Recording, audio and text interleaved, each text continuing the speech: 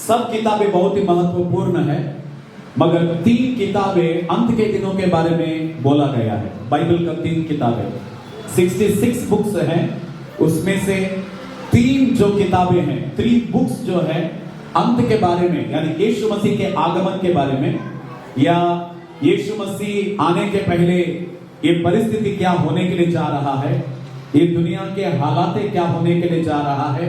Bible में 3 किताबें बोला है। पहला किताब दानियेल का किताब, पुराना नियम में अगर हम लोग देखते हैं तो दानियेल की किताब में हम लोग यीशु मसीह के आगमन के बारे में, यीशु मसीह आने के पहले क्या परिस्थिति होने के लिए जा रहा है, क्या हालात होने के लिए जा रहा है, ये दानियेल की किताब में हम लोग देख सकते हैं। और उसके बाद में एहेजकेल का किताब, ठीक है, एहेजकेल की किताब को हम लोग देखते हैं। हो गया सिस्टर, बोलूं मैं? ठीक।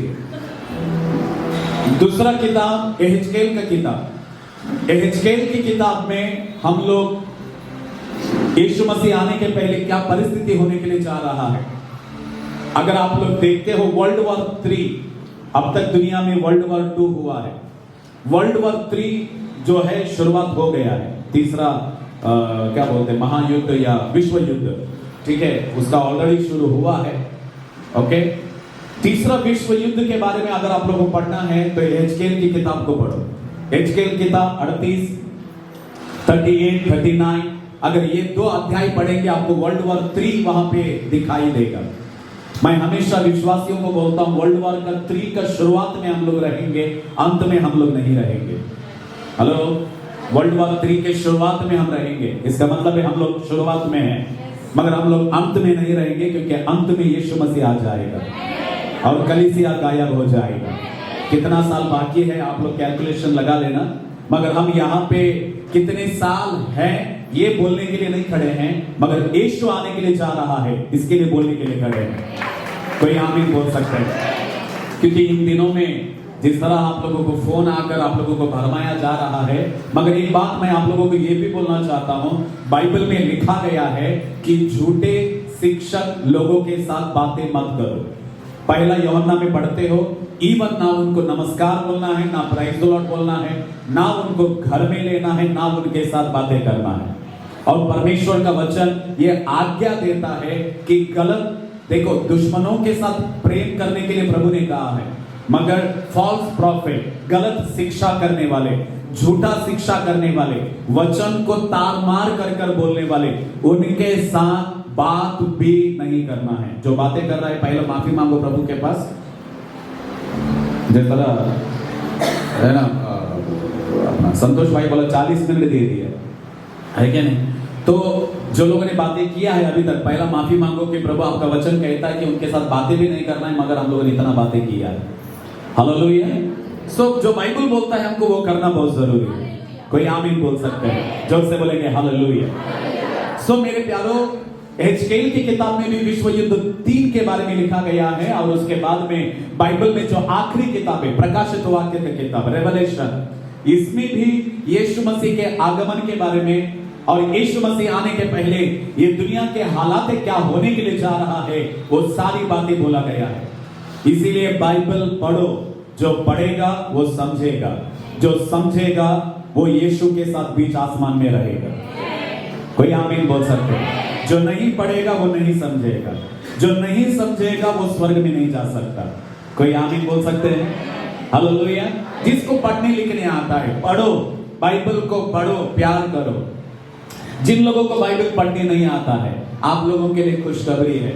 मैं कलीसिया में एक प्रोजेक्ट में करने के लिए जा रहा हूं, जो बाइबल को आप लोग सुन सकते हैं। मोबाइल के समान इतना आएगा, 200 या 400 रुपए रहेगा।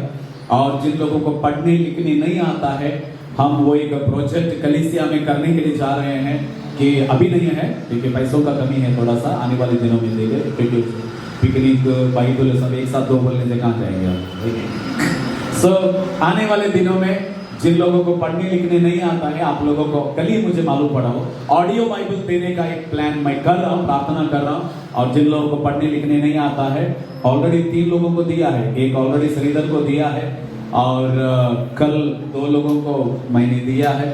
आने वाले दिनों में जिन लोगों को पढ़ने लिखने नहीं आता है उन लोगों को हम लोग ऑडियो बाइबल हम लोग देने के लिए जा रहे हैं। हालेलुया।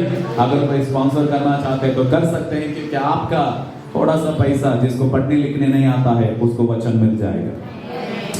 हालेलुया। जोर से बोलेंगे हालेलुया।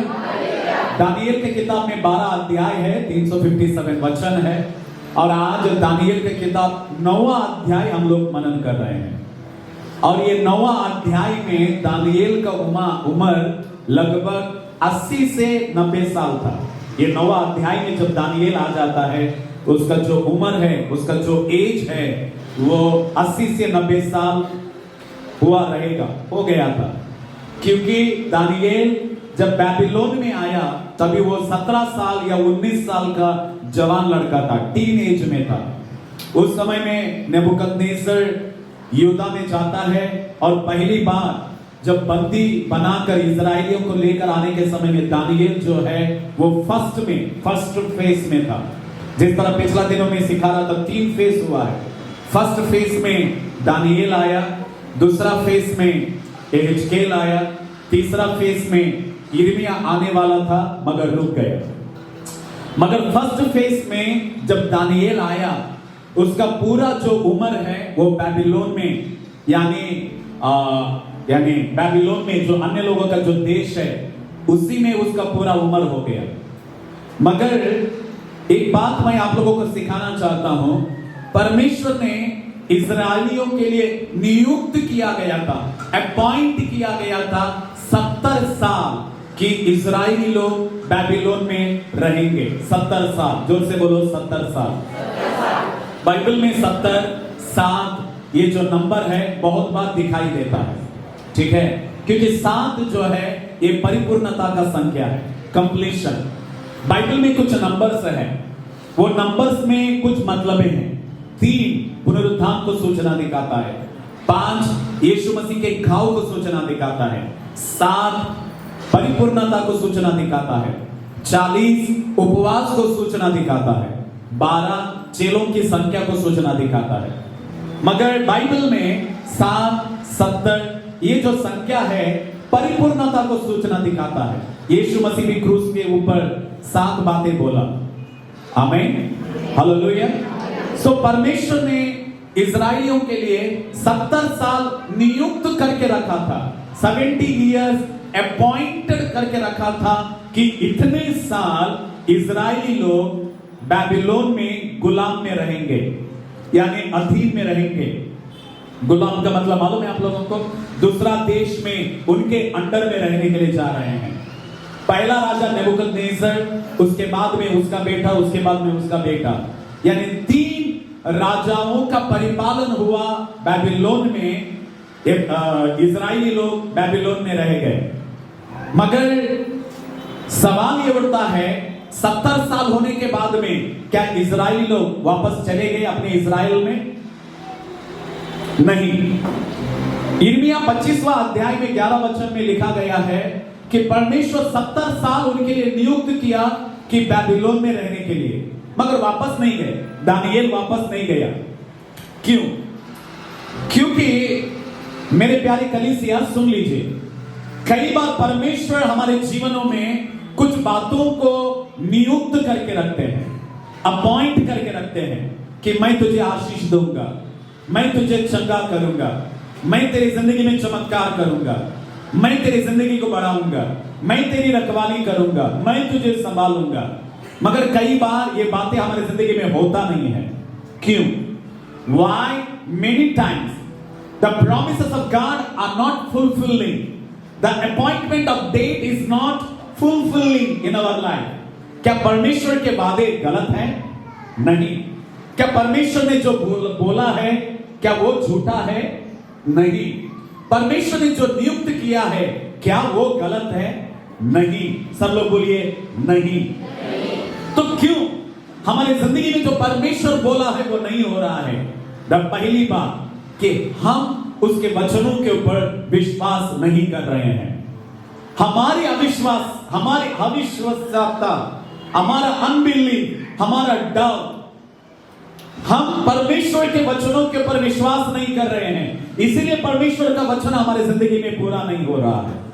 परमेश्वर ने आदम के सामने दो रास्ते रखा, तू खाएगा तो मरेगा, नहीं खाएगा तो जिंदा रहेगा। हालेलुया।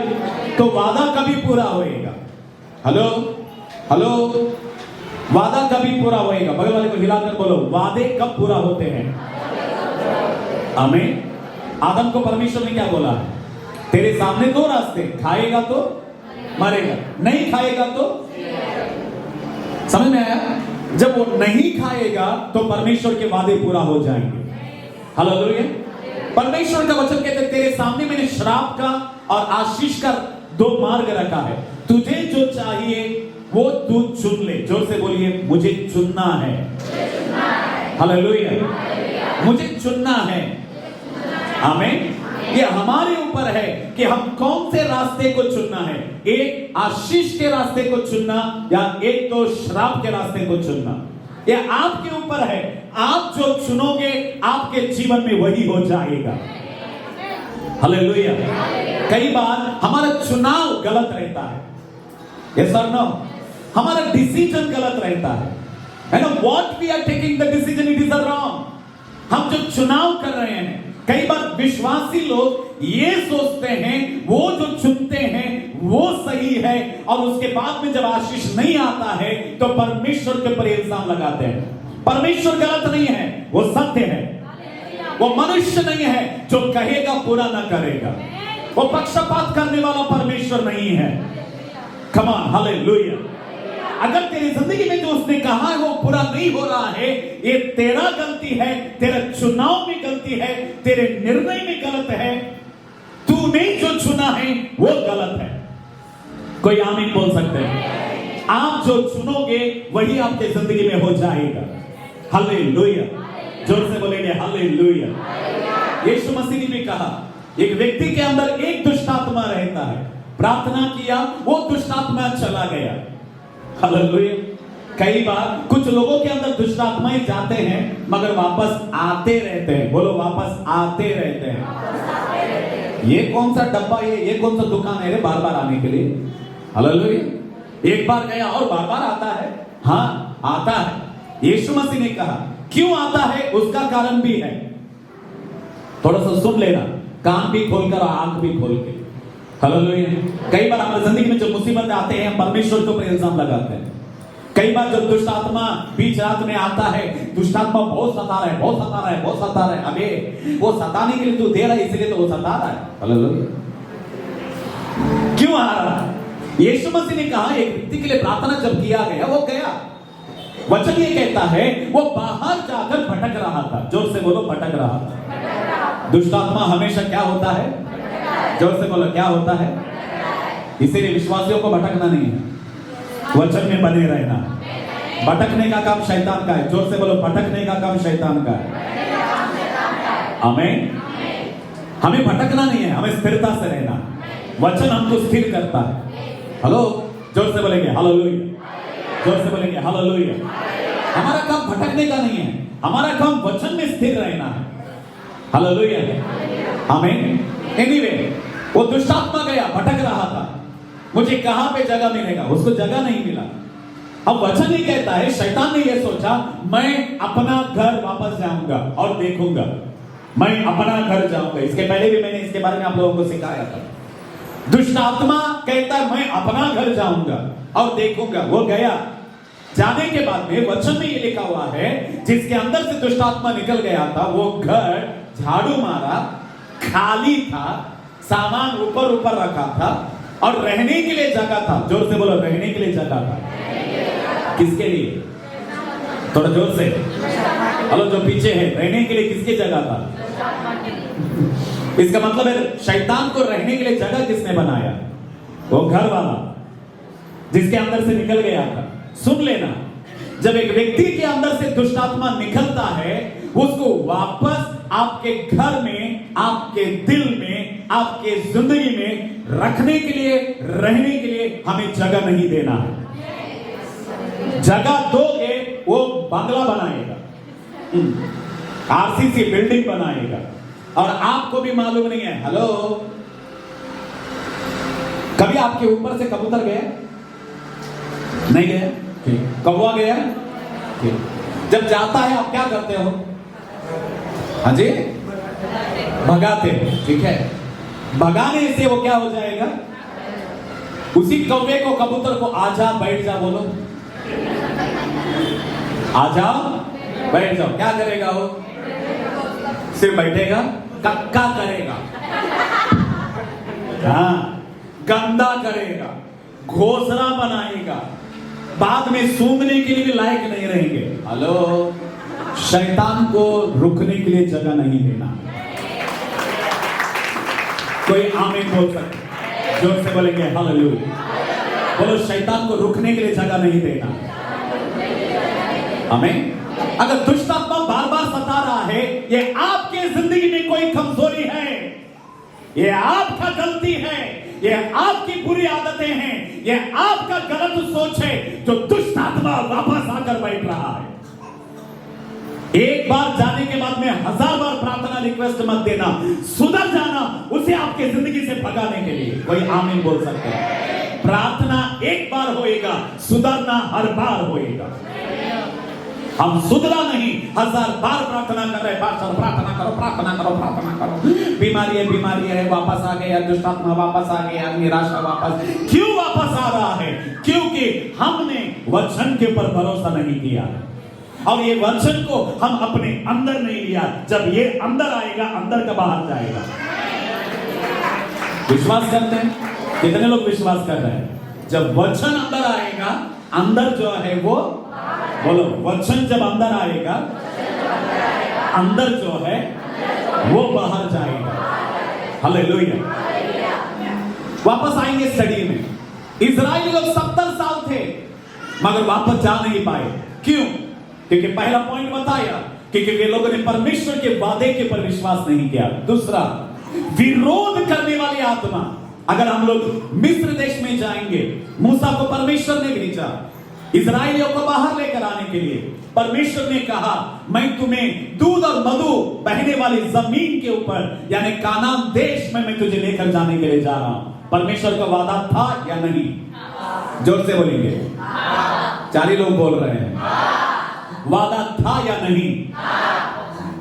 एक, मैं तुझे लेकर जाऊंगा, इसका मतलब है लेकर जाएगा। दूसरा, जहां पे दूध और मधु बह रहा है, इसका मतलब है आशीषों के जमीन पर मैं तुझे लेकर जाऊंगा। वादा था या नहीं?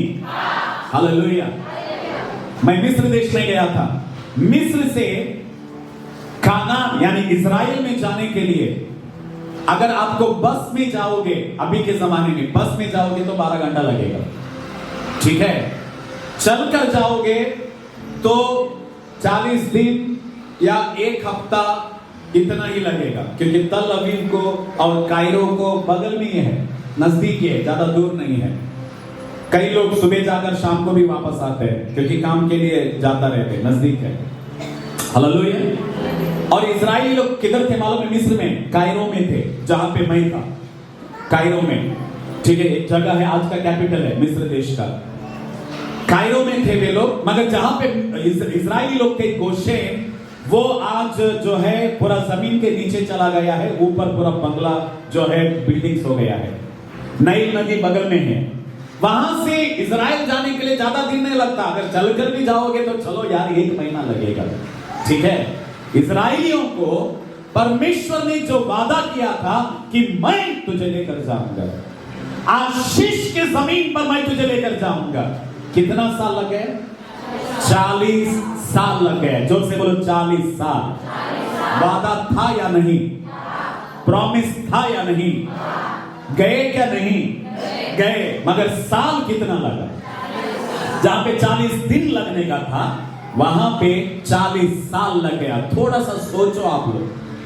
कई बार हमारी जिंदगी में जो परमेश्वर के आशीषें जल्दी आना है, वो बहुत ही देर देर देर देर, एक बार तो हमारे पीढ़ी में आता भी नहीं, हमारे बच्चे देखेंगे। मैं बोलता हूं, परमेश्वर ने जो हमारा पीढ़ी को आशीष दिया है, हमारा पीढ़ी देखना जरूरी है। अवर जनरेशन शुड सी।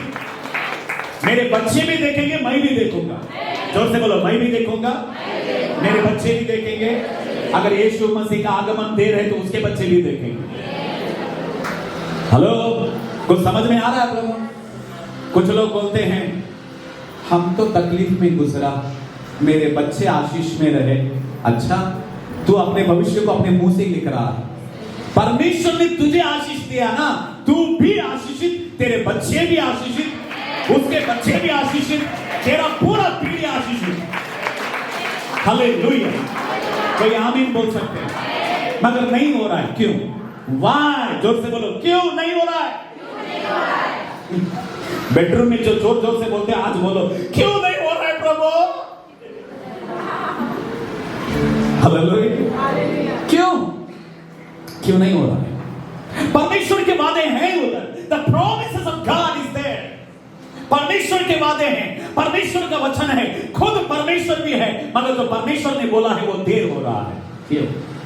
क्योंकि वापस नंबर 1 पॉइंट, हम परमेश्वर के वचन के पर विश्वास नहीं किया।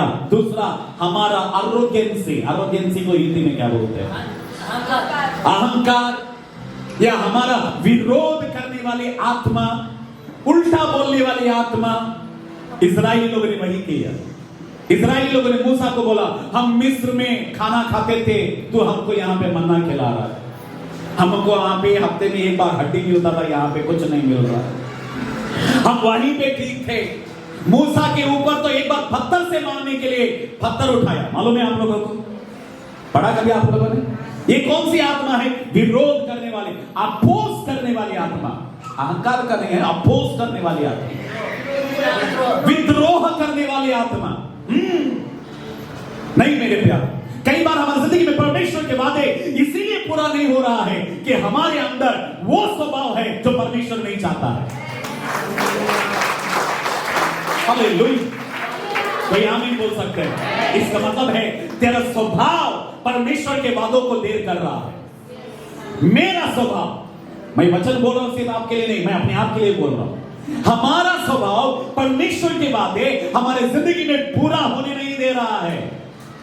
देर हो रहा है, होएगा, मगर देर हो रहा है। कितना? जहां पे 40 दिन में होने का था, 40 साल रे बाबा। इसका मतलब है एक पीढ़ी खत्म, आधा जिंदगी खत्म। मुश्किल से 80 साल 60 साल जी रहे, उसमें भी 40 साल खत्म। हालेलुया। और आपको पता है जो पीढ़ी इजराइल से निकला था, उस पीढ़ी में सिर्फ 2 लोग कानान में चले गए, सिर्फ 2 ही लोग। उनका दूसरा पीढ़ी गया है, मगर जो पीढ़ी निकला था वो पीढ़ी नहीं गया, उनके बच्चे गए। वादा किसके लिए किया गया था? पहला पीढ़ी पे गए, कौन? दूसरा पीढ़ी पे। हालेलुया। इतना देर क्यों हो रहा? Why is delaying the promises of God in my life? क्यों मेरी जिंदगी में परमेश्वर के वादे पूरे नहीं हो रहे हैं? क्यों मेरी जिंदगी में परमेश्वर का वचन पूरा नहीं हो रहा है? क्यों परमेश्वर ने जो मेरी जिंदगी में करने के लिए कहा है वो बातें मेरी जिंदगी में पूरा नहीं हो रहा है? मेरा अविश्वास और मेरा विद्रोह करने वाली आत्मा, यानी मेरा स्वभाव, मेरी आदतें, परमेश्वर का वचन मेरी जिंदगी में पूरा नहीं हो रहा है। इसलिए आज का संडे अपने आप को परमेश्वर की उपस्थिति में रख कर ये बोलेंगे कि परमेश्वर, जो स्वभाव तुझे नहीं चाहिए वो स्वभाव मेरे अंदर से निकल जाए, चाहे वो छोटी से छोटी बातें रहे। कुछ समझ में आ रहा है आप लोगों को? जोर से बोलेंगे, परमेश्वर, जो तुझे नहीं चाहिए वो स्वभाव मेरे जिंदगी से निकल जाए। हालेलुया। कई बार हमको लगता है हमारे अंदर जो स्वभाव है परमेश्वर को पसंद है। नहीं, परमेश्वर को जो पसंद है वही स्वभाव हमारे अंदर रहना चाहिए। जोर से बोलेंगे हालेलुया। पहला वो हुआ, और यहां पे बेबीलोन में 70 साल मगर वापस नहीं जा पा रहे हैं, मगर परमेश्वर ने अपने वादे में ईमानदार है। हालेलुया। दानियेल 9वां अध्याय में वो प्रार्थना कर रहा। 9वां अध्याय में वचन ये कहता है, माधी क्षयर्स का पुत्र दारा, जो कसदियों के देश पर राजा ठहरा गया था, उसके राज्य के पहले वर्ष में मुझ दानियेल ने शास्त्र के द्वारा समझ लिया कि यरूशलेम की उजड़ी हुई दशा यहोवा के उस वचन के अनुसार जो यिर्मयाह नबी के पास पहुंचा था, कुछ वर्ष के बीतने पर, अर्थात अंडरलाइन करो, 70 वर्ष के बाद पूरी हो जाएगी। हालेलुया, जोर से बोलेंगे हालेलुया। पहला वचन में यरूशलेम की उजड़ी हुई दशा, यरूशलेम का क्या हो गया था? उजड़ा हुआ दशा। यानी यरूशलेम में जो मंदिर जो सुलेमान जो बांधा था, सुन लीजिए, यरूशलेम में 2 बार मंदिर बांधा गया है और अभी जो मंदिर है वो गिरा हुआ है और इजरायली लोग उसी मंदिर के लिए तड़पते हैं, तपन रखते हैं, उसके लिए प्रार्थना करते हैं। पहली बार सोलोमन जो ज्ञानी है उसने परमेश्वर का मंदिर बांधा। दाऊद बांधने के लिए निर्णय किया था, मगर परमेश्वर ने बोला तेरे हाथों के जरिए कई लहू बहा गया है, तू मंदिर मत बांध, तेरा बेटा जो है मैंने उसको नियुक्त किया है मंदिर को बांधने के लिए। तो सुलेमान पहली बार मंदिर बांधा, किससे? सोना और चांदी से। सुलेमान के राज्य में चांदी का कोई कीमत नहीं था और वचन में ये लिखा गया है हथौड़ा और कीला, कीला मतलब नेल, उसका भी, हेलो बगल वाले को थोड़ा सा हिलाकर बोलो, कीला करेक्ट है, नेल को क्या बोलते हैं? नेल, कीला। किले का भी आवाज नहीं आया वो मंदिर बांधने के टाइम में, पहली मंदिर। हालेलुया। जब पहला बार मंदिर बांधने के टाइम में किला का भी आवाज है, तो सोच कर देखो कितना सोना उस जमाने में उस मंदिर को बांधने के लिए सुलेमान ने इस्तेमाल किया था। इंडिया से देवदार का पेड़ जो है यहां से शिफ्ट किया गया था, यहां से देवदार का पेड़। मैं जब हिमाचल में था देवदार का पेड़ को देखा है, बहुत लंबे लंबे रहते हैं, पेड़ लंबे लंबे। यहां से देवदार के पेड़ जो है वो बाहर लेकर गए हैं। तो पहला मंदिर जो है सुलेमान ने बांधा, मगर उनका घमंड, उनका अहंकार, परमेश्वर के बातों के ऊपर भरोसा ना करना, उसके वजह से नेबुकदनेस्सर के जरिए वो जो मंदिर है उसको सर्वनाश किया गया। हालेलुया। दूसरी बात, उसी मंदिर के दीवारों को नेहमिया ने बांधा। किसने बांधा? नेहमिया ने। क्योंकि नेहमिया राजा के सामने था, उसको न्यूज आया कि यरूशलेम का दीवार गिर गया है। राजा के सामने वो छोटा मुंह करके खड़ा हो गया। राजा ने पूछा, नेहमिया क्या हुआ है? मेरा घर में यानी मेरे देश में परमेश्वर का मंदिर गिर पड़ा है, मुझे उसकी दीवार बांधने के लिए मुझे इजाजत दो। राजा ने कहा जाओ बांधो तेरा देश में परमेश्वर का मंदिर। नेहमिया जाता है और यरूशलेम में जो गिरा हुआ मंदिर के दीवारों को बांधता है। हालेलुया, जोर से बोलेंगे हालेलुया, आमीन। और तीसरा बात, हेरोदस राजा यीशु मसीह के जमाने में यहूदियों को खुश करने के लिए इजराइल में, दूसरा बार दीवार बांधा गया, मगर मंदिर जो दूसरा बार हेरोदस के राजा ने बांधा। मगर ये मंदिर 70वां साल में नीरो चक्रवर्ती आकर, 70 मतलब आज 2024 चल रहा है, यीशु मसीह पुनरुत्थान होने के बाद में 70 एडी में नीरो चक्रवर्ती आके उस मंदिर को वापस नेस्तनाबूद कर दिया, जला दिया और लाखों यहूदी लोग उस दिन मारे गए और खून जो है नदी के समान बहाया गया। ये मंदिर का बैकग्राउंड को मैं बोल रहा हूं और बाइबल में लिखा गया है यीशु मसीह आने के पहले वो मंदिर वापस बांधा जाएगा। कब बांधा जाएगा पता नहीं, कब वापस वो बिल्ड होने के लिए जा रहा है हमें पता नहीं, मगर हमारे लिए वो मंदिर इंपॉर्टेंट नहीं है। हमारे लिए कौन सा मंदिर इंपॉर्टेंट है? हालेलुया। यहां पे दानिएल कहता है यरूशलेम में उजड़ी हुई दशा, जो तेरा मंदिर उजड़ गया है और तेरे लोग बंधन में हैं, 70 साल पूरा भी हो गया है। अब दानिएल क्या कर रहा है मालूम है? वो प्रार्थना कर रहा है। जोर से बोलो, वो प्रार्थना कर रहा है।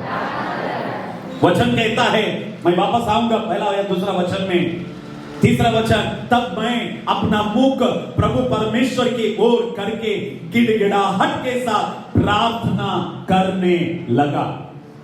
नंबर 1, जब परमेश्वर का मंदिर गिर पड़ा है उस समय में मैं प्रार्थना करने लगा।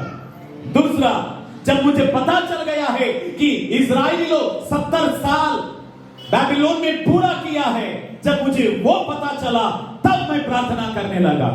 तीसरा, जब मुझे पता चला कि मेरे लोग परमेश्वर के पर भरोसा नहीं कर रहे हैं, उस समय में मैं प्रार्थना करने के लिए शुरू कर दिया। कोई आमीन बोल सकते हैं? जोर से बोलेंगे हालेलुया। हमारा प्रार्थना कब रहता है? घर में राशन खत्म होने के बाद हम लोग प्रार्थना करते हैं।